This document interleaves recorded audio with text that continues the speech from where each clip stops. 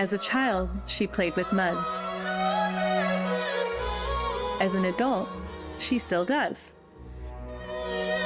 Through clay and touch, she finds her childhood again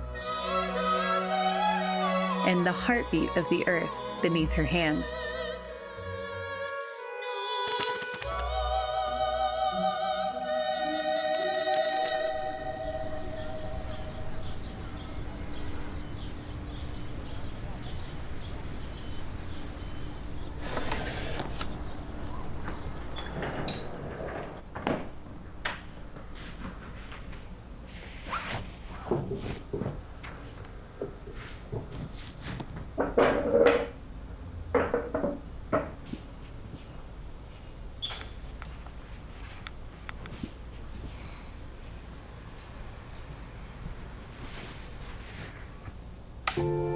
每天早上从日常生活中离开，走到工作室里，从现实到了一个非现实的世界。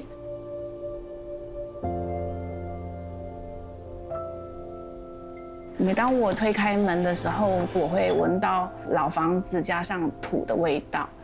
有时候我会点一支香，冲个咖啡，冲个茶，替植物浇水。在非日常里面有着日常掺杂着，其实它很像伍尔夫里面讲的女人要有自己的房间一样。它对我来说，其实就是完全是我可以运造出这些作品的空间。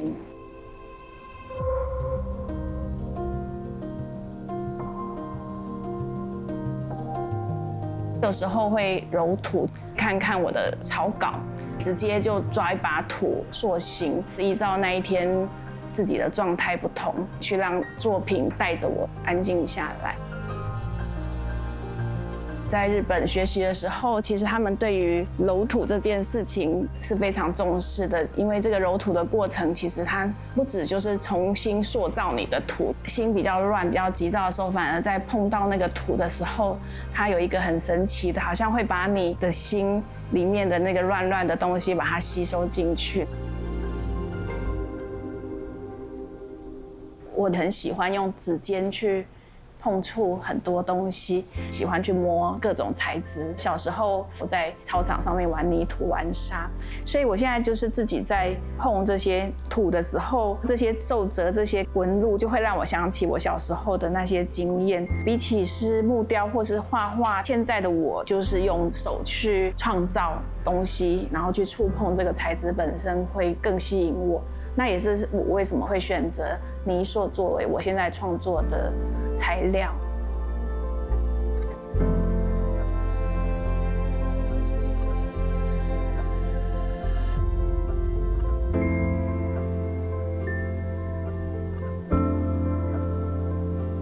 每一位创作者，他们受到的灵感都不一样。那有些创作者是属于大海的，那我自己是属于一个在湖旁边很宁静的森林，给我很多的灵感，它让我思绪会变得很清晰，然后心很平静。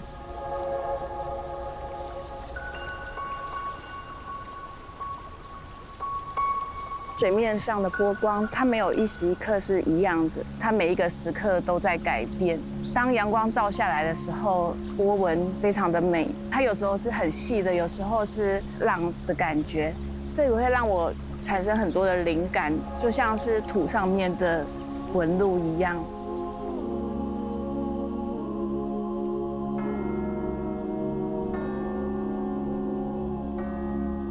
很多人提到我的作品，会问说：“这是一个人吗？或者这是一个种子吗？或者这是一只兔子吗？”其实它既是种子，也既是兔子，也既是观者所看到的任何一切。我并没有特定去局限于它是什么样的东西。比如说，我看到了土自然流出的像山林一般的线条，我就会把它保留住。或者是像海一样，大自然里面的一种很美的形状，它自然而然的出现的时候，我会去观看它到底形成了什么，它会长成什么样子，我就会突然出现一些灵感。我觉得是我跟土一起在创造。我觉得我的作品既不是抽象，也不是具象，其实它是包容了万物的一切。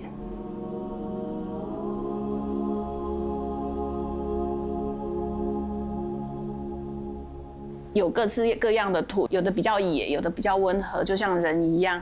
那有的又比较自由，然后有的又很细腻。那我很喜欢冒险，我甚至会去试着用很难操作的土，因为我觉得它会有出现意想不到的惊喜。这个系列的来源是从种子开始，在树林里面捡到一些种子。那其中有一种是会像是这样有它的边，那我觉得这个边很美，就很像山林。我把这个波纹也借由它，让它变成有一个旋转状，让彼此好像是拥抱在一起。当你旋转的时候，就看到它们好像跳舞一般，所以也呈现一个很不一样的世界。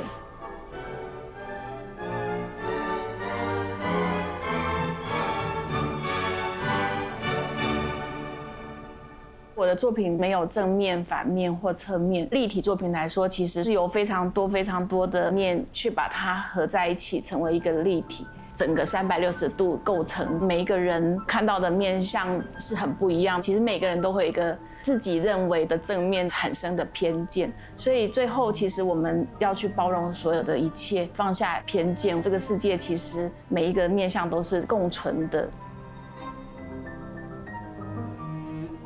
每一个观者他看到的都有点不一样，他其实是映照着观者的内心而去看到他想要看到的样子。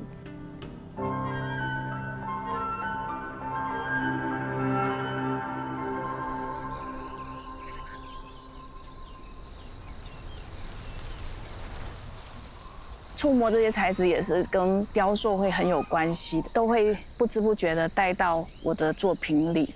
像这样子树的颜色，或者是山的颜色、土的颜色。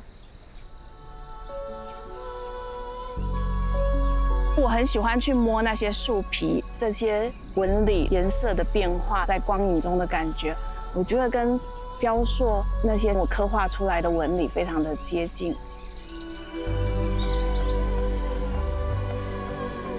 光对于立体作品来说非常的重要，因为光的照射产生很多的层次感。这也之所以我为什么会想要去保留自然流动的状态，觉得它很像树叶飘动的样子，像沙地上面流动的流沙，也像是一个种子或者一个植物。大自然好像就是在我的手中跟这个土一起长出了它自然的样子。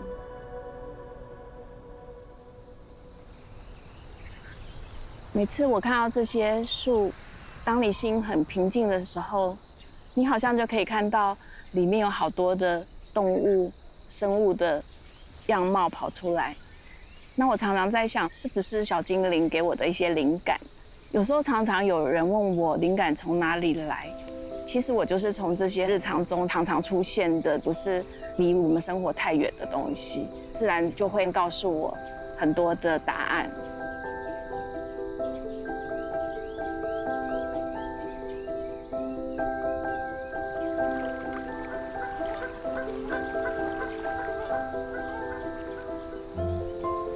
我在芬兰驻村的时候，芬兰有许多很美的湖，湖面上的镜射让我想到，其实生命上会有很多镜射的部分。雕塑本身，它其实就在镜射我自己的内心世界。植物的倒影、树的倒影，还有山的零线，就好像是相同的，可是又有点虚幻。它也让我想到《金刚经》里面的如梦幻泡影。真真假假，哪一个是虚，哪一个是实，好像也没有那么的一定。有时候好像倒影中的世界，好像才是真正的世界一般。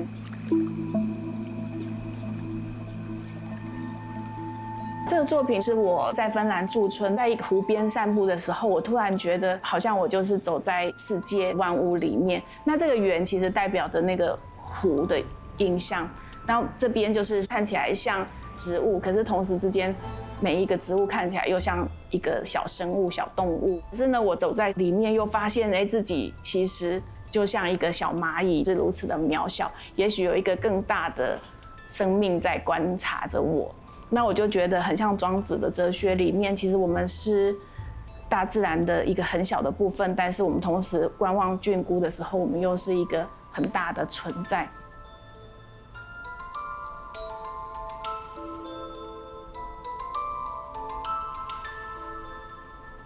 其实我的内在好像一直停留在10几岁的时候，虽然时光一直在走，那个时候是我人生中很想要去探索这个世界的热情。那我觉得现在的我都还是可以跟那个16岁的我作为连接。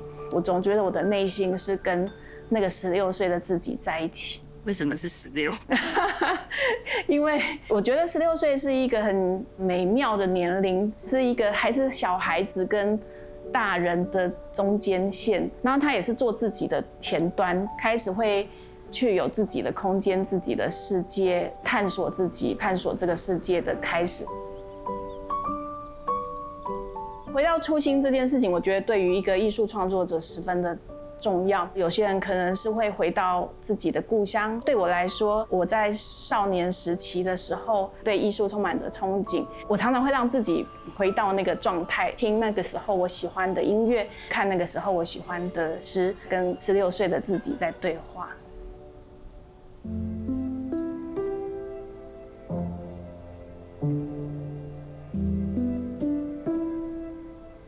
我曾经养一只狗叫哈鲁，它其实出现在我生命还蛮重要的时刻，就是我一个人开始独立创作，然后有点艰辛的时期，所以它一直是陪伴我到生活渐渐安稳。我会觉得它是让我发现，其实我们跟任何的生命都是灵魂跟灵魂的相遇。每当创作到下午比较累的时候，大概5点钟，它总是会很准时的抬头望着我，然后好像说我们该去散步了。现在回想起来，就会想起他那时候的表情。这件作品是我在创作用泥塑创作很早期的作品，虽然没有五官，可是它对我来说是他抬头望我的那个情感。那另外的作品是一个阶段一个阶段会把我女儿的成长塑造出来。幼儿的时期是一个阶段，然后现在她又要从儿童变成少女的时期。我也在近期就塑造了一个人物像。那我觉得对我来说，这个就是一个我用创作来封存我自己的爱的方式。我觉得创作对我来说，不管是音乐、一首诗，或者是画，或者是雕塑，它都是将爱像真空状态被保存下来。这也是艺术之所以可贵的地方。